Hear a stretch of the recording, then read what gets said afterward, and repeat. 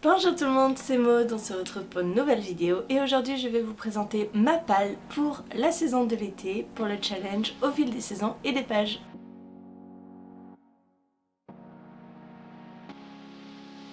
Comme d'habitude, avant de vous présenter cette fameuse palle, je vais vous parler de mes précédentes lectures. Donc pour le printemps, j'avais sélectionné 4 livres puisque la lecture commune, je n'avais pas le livre, je ne l'ai pas trouvé.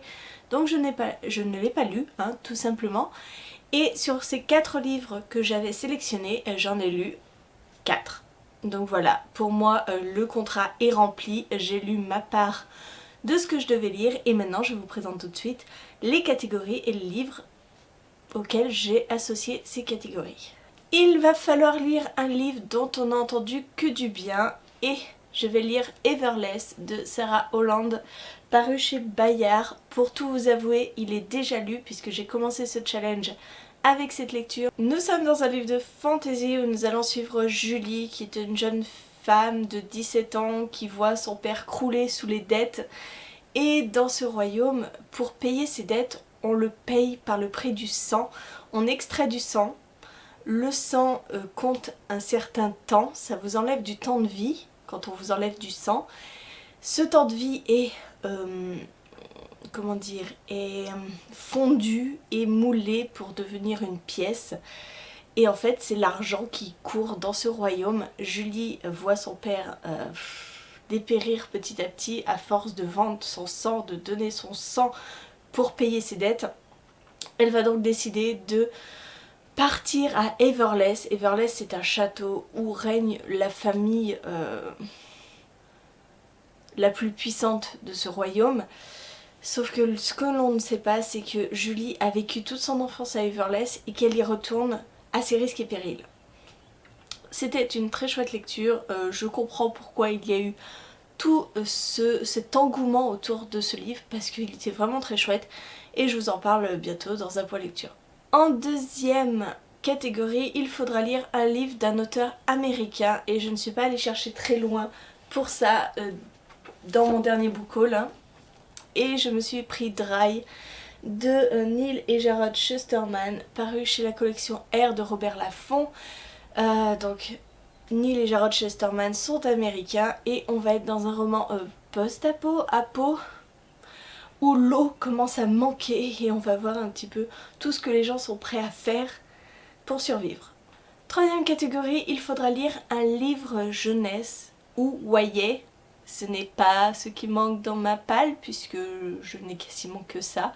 J'ai quand même choisi un petit livre avec L'Auberge entre les mondes, le tome 2, Embrouille au menu, de Jean-Luc Marcastel, paru chez Flammarion Jeunesse. Parce que c'est tout petit, c'est vraiment de la jeunesse, ça va se lire très vite et ça me fait avancer dans cette saga qui pour l'instant ne compte que 2 tomes, donc je serai à jour d'une saga et c'est vraiment très chouette. Dans le premier tome, nous allions suivre un jeune garçon qui va aller travailler à l'auberge entre les mondes et qui va découvrir que cette auberge porte très bien son nom puisque elle fait le lien entre divers mondes. Comme d'habitude, il faut faire choisir à son binôme une lecture. Mon binôme c'est Valou de la chaîne Intemporelle. Elle m'a choisi plusieurs livres, elle m'a laissé le choix entre 3 livres et du coup j'ai choisi Saving Paradise, le tome 2 au prix du monde. En proie au rêve c'est le premier tome, donc au prix du monde, de Lee Seven, paru chez Castelmore. Elle a très bien choisi puisque c'est une suite de saga mais c'est aussi la fin d'une saga, donc avec ce second tome je termine une saga et qu'elle a beaucoup aimé cette saga, donc comme vous le voyez c'est ma lecture en cours, je l'ai à peine attaquée, j'en suis à 37 pages. Je me replonge tout doucement dans cette lecture qui date déjà d'il y a pas mal de temps, le tome 1. Ça fait quelques années que j'avais lu le tome 1. C'est un peu compliqué de me remettre dedans, mais pour faire court, on suit Faustine qui va être protégée à la suite d'un attentat contre le labo de son père. On va la mettre sous protection parce qu'on se dit que si on a attaqué le labo de son père, elle est sûrement en danger. Et en effet, elle va être poursuivie, pourchassée et ce n'est pas seulement un thriller, c'est plus que ça. On va partir dans une dimension fantastique qui m'a beaucoup plu lors de ma lecture du premier tome, donc ce second tome, je l'espère, va se lire tout seul. Et le dernier item, c'est la lecture commune. À l'heure où je vous tourne la vidéo, elle n'a pas encore été choisie. On propose certains livres, on n'a pas encore fait le sondage pour vraiment cibler un livre en particulier. Donc je ne pense pas pouvoir vous donner le nom de la lecture commune tout de suite. Je l'insérerai dans la barre d'infos dès que je le connaîtrai. Sûrement pas au montage parce que vous aurez cette vidéo jeudi et je pense que d'ici jeudi le sondage ne sera pas effectué. Mais en général, les lectures communes, je n'ai pas les livres dans ma bibliothèque parce que ce sont souvent des contemporains et moi le contemporain c'est pas vraiment mon truc. C'est pour ça qu'à chaque fois je ne lis jamais la lecture commune.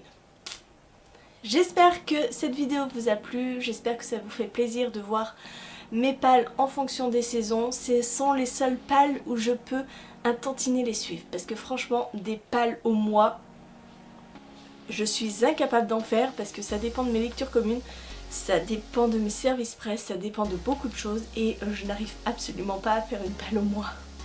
Donc par saison ça me va très bien et 4 livres ça me va très bien. N'hésitez pas à nous rejoindre sur le groupe Facebook si vous voulez vous aussi vous lancer dans l'aventure. Vous pouvez prendre ce challenge à n'importe quel moment, à n'importe quelle saison. Voilà, n'hésitez pas à nous rejoindre. Et en attendant, je vous fais des gros bisous, je vous souhaite une bonne journée de bonne lecture et je vous dis à très bientôt pour une nouvelle vidéo.